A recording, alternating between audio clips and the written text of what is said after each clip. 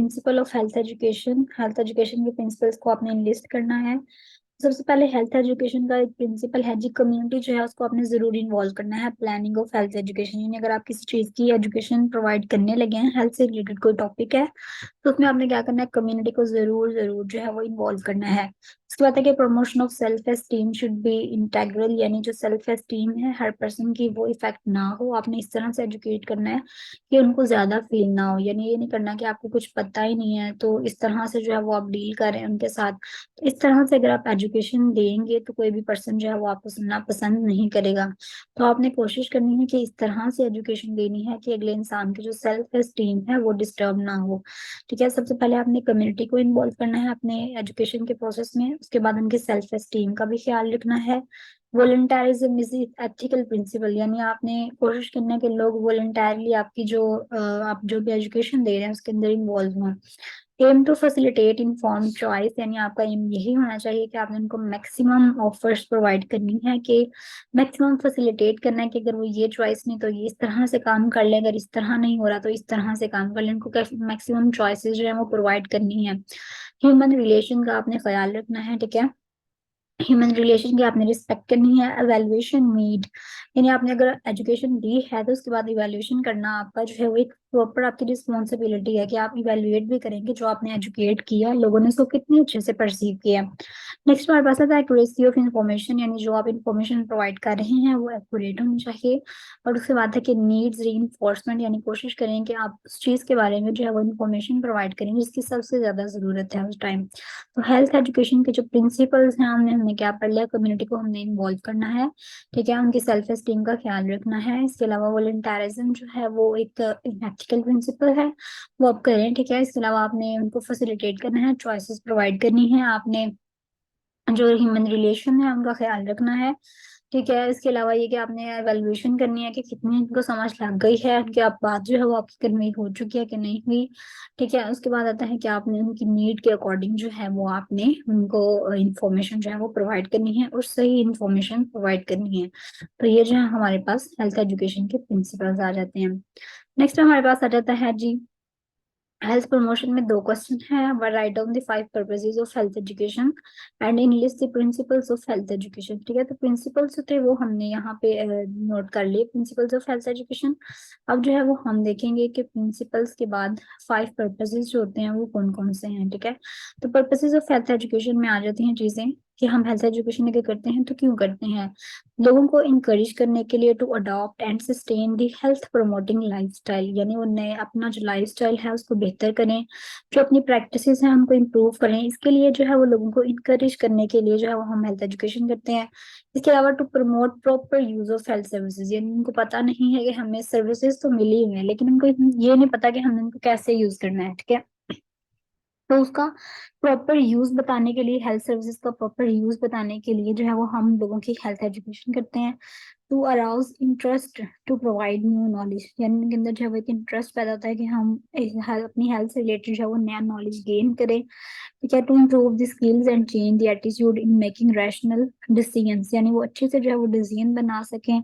उनकी स्किल्स को जो है वो इम्प्रूव करने के लिए उनकी एजुकेशन करना जरूरी है। इसके अलावा फिफ्थ वन है to stimulate the individual and community self reliance, यानी वो अपने आप के ऊपर रिलाय कर सके, यानी उनके पास इतनी इन्फॉर्मेशन हो कि अगर उनको कोई डिसीजन लेना पड़ रहा है तो वो आराम से अपने ऊपर रिलाय करके डिसीजन ले सकें।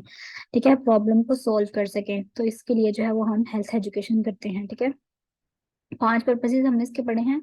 सबसे पहले ये कि हम उनका लाइफस्टाइल वगैरह, उनकी प्रैक्टिस वगैरह बेहतर कर सकें। इसके अलावा ये कि हम हेल्थ सर्विसेज को जो है वो उनका प्रॉपर यूज जो है वो उनको बता सकें। पहला उनका लाइफस्टाइल बेहतर कर सकें, दूसरा ये कि हेल्थ सर्विसेज का जो यूज है वो उनको बता सकें।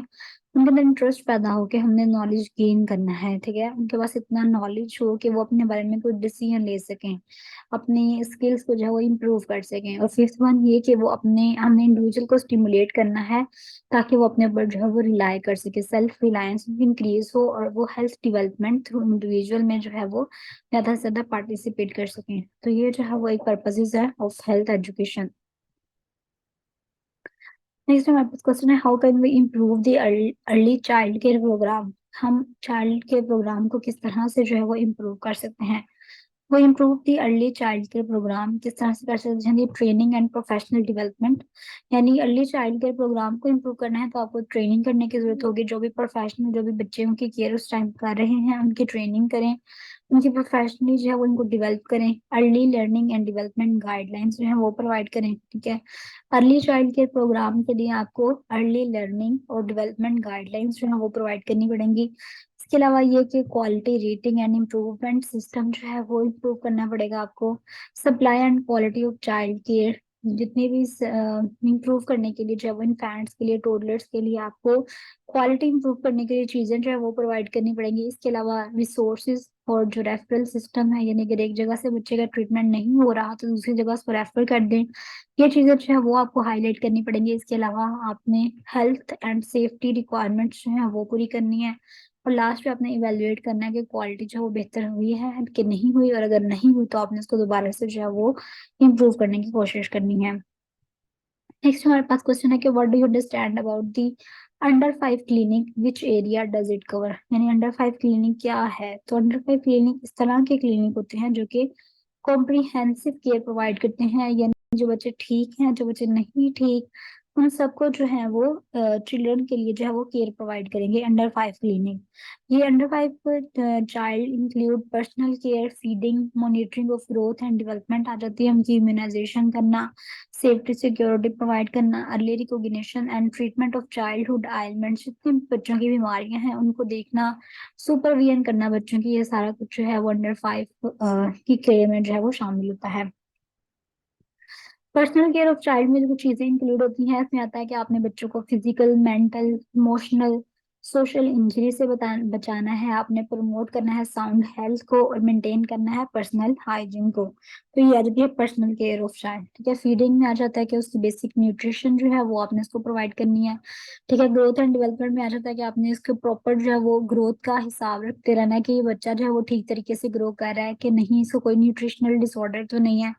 इम्यूनाइजेशन, जिस तरह एपीआई का स्केड्यूल है उसके अकॉर्डिंग आपने इसको इम्यूनाइजेशन प्रोवाइड करनी है। सेफ्टी एंड सिक्योरिटी प्रोवाइड करनी है हर तरह से, हर डिजीज से बचाना है आपने उसको। Early recognition and treatment of elements, यानी आपने मॉर्बिडिटी और मोर्टेलिटी से बचने के लिए, उसको कम करने के लिए आपने उसकी जितनी भी चीजें होंगी उसको अर्ली डिटेक्ट करना है और उसको जो है वो उससे बचाना है।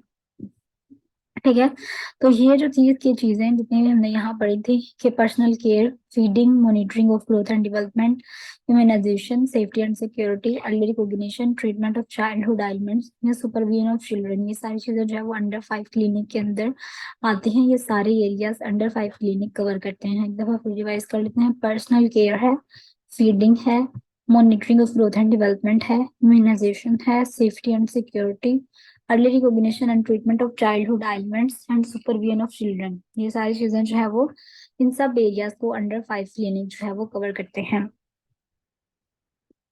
नेक्स्ट हमारे पास क्वेश्चन है जी, डिफाइन द स्कूल हेल्थ से रिलेटेड है। स्कूल हेल्थ सर्विसेज क्या होती हैं? स्कूल हेल्थ सर्विस जो है वो एक ब्रांच है किसकी? प्रिवेंटिव मेडिसिन की।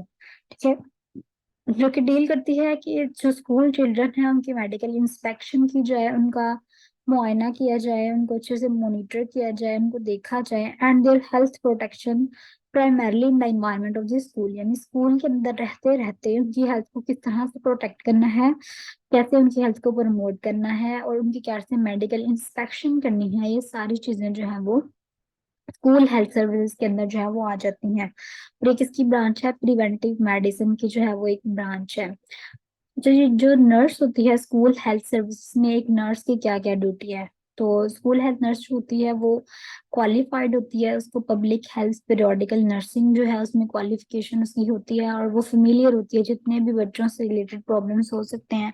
ठीक है, उनको किस तरह से जो है वो प्रिवेंट करना है इस चीज के साथ। स्कूल हेल्थ नर्स जो होती है वो मेडिकल ऑफिसर होता है एक।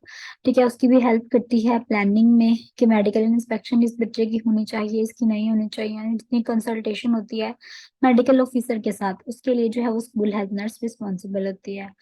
उसके बाद है कि she records the preliminary information of the people, यानी वो जो बच्चे होते हैं उनकी जो इंफॉर्मेशन होती है उसको रिकॉर्ड रखती है उसका। ठीक है, ताकि बाद में जब उनकी इंस्पेक्शन हो रही हो तो वो मेडिकल ऑफिसर को जो है वो उनकी इंस्पेक्शन के बारे में बता सके। इसके अलावा स्कूल नर्स होते हैं वो बच्चों का हाइट, वेट, ये सारा कुछ देखती है, ठीक है। स्कूल हेल्थ नर्स होते हैं वो उसकी फिजिकल एजुकेशन से रिलेटेड जितनी चीजें होती हैं वो उसके पेरेंट्स को भी बताती है। वो सुपरवाइज करती है उसकी हेल्थ हैबिट्स क्या हैं, ठीक है, उसके क्लोथ्स ठीक होते हैं, हेयर ठीक होते हैं, नेल्स गंदे तो नहीं होते, क्लीनलीनेस का जो है वो ख्याल रखती है। इसके अलावा वो नॉर्मेलिटीज हैं अगर बच्चे को, तो उसमें जो है वो एक एक्टिव पार्ट प्ले करती है। अगर किसी बच्चे को कोई नॉर्मेलिटी है तो उसके अकॉर्डिंग उसको क्या क्या चीजें करनी चाहिए, ये सारी चीजों का भी ख्याल रखती है। इसके अलावा कुछ रिकॉर्ड्स हैं, ठीक है, नॉर्मेलिटी रिकॉर्ड्स होते हैं उसके पास, वो भी मेडिकल ऑफिसर को जो है वो दिखाती है, ठीक है, ताकि उसकी भी थोड़ी सी हेल्प हो सके कि इस बच्चे को जो है वो हमने किस तरह से ट्रीट करना है। तो ये जो थे सारे स्कूल हेल्थ नर्स के जो काम थे, ठीक है, कि स्कूल हेल्थ नर्स की ड्यूटीज जो है वो क्या क्या हैं, तो ये हमने सारी पढ़ ली हैं कि वो मेडिकल ऑफिसर को असिस्ट करवाती है, वो रिकॉर्ड रखती है सारा, ठीक है, हाइट वेट को देखती है, इसके अलावा वो फिजिकल एजुकेशन प्रोवाइड करती है, उसकी डेली हैबिट्स को देखती है, एबनॉर्मेलिटी है तो उसको देखेगी, एबनॉर्मेलिटी को जो है वो रिपोर्ट करेगी। तो ये सारी चीजें जो है वो स्कूल हेल्थ नर्स की ड्यूटी में आ जाती हैं। नेक्स्ट हमारे पास है जी फंक्शन क्या है स्कूल हेल्थ सर्विसेज का। तो स्कूल हेल्थ सर्विसेज का एक फंक्शन तो हमने ऊपर भी पढ़ा है कि मेडिकल इंस्पेक्शन करनी है जितने भी स्कूल के चिल्ड्रन है, ठीक है, क्यों इंस्पेक्शन करनी है, ताकि हम कुछ डिफेक्ट्स वगैरह का जो है वो देख सकें।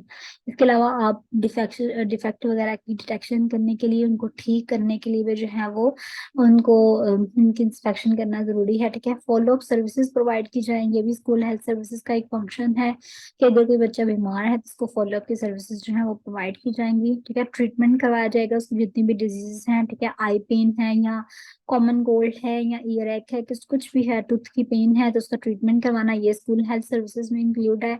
कम्युनिकेबल डिजीज है अगर कोई आ गई तो उसका कंट्रोल किस तरह से करना है इम्यूनाइजेशन के थ्रू या जो भी करवाना है, ये स्कूल हेल्थ के काम में आ जाता है। इसके अलावा detection of case of communicable disease, उसके बाद में चेक करवाना ताकि दूसरे बच्चों को जो है वो ये डिजीज ना हो, ठीक है, दूसरे बच्चों से प्रिवेंट करवाना, ये स्कूल हेल्थ सर्विसेज के अंदर अंडर जो है वो आ जाता है। इसके अलावा इन्वायरमेंटल सैनिटेशन का प्रोग्राम है कि प्ले ग्राउंड साफ होना चाहिए, स्कूल की बिल्डिंग जो है वो साफ होनी चाहिए, सिटिंग अरेंजमेंट जो है वो साफ होनी चाहिए, ठीक है, ये सारा कुछ जो है इन्वायरमेंटल सैनिटेशन है तो वो भी स्कूल हेल्थ सर्विसेज के अंदर जो है वो इंक्लूड होता है। न्यूट्रिशन का आपने बच्चों को जो कैंटीन है वो किस तरह से है, ठीक है, न्यूट्रिशन का ख्याल रखना, ये भी जो है वो स्कूल हेल्थ सर्विसेज में आता है। हेल्थ एजुकेशन प्रोवाइड करना, बच्चों को हेल्थ एजुकेशन के बारे में थोड़ा सा बताना कि अपनी हेल्थ का आपने किस तरह से ख्याल रखना है, ये चीजें जो है वो हेल्थ एजुकेशन में आ जाती हैं स्कूल हेल्थ सर्विसेज के अंदर।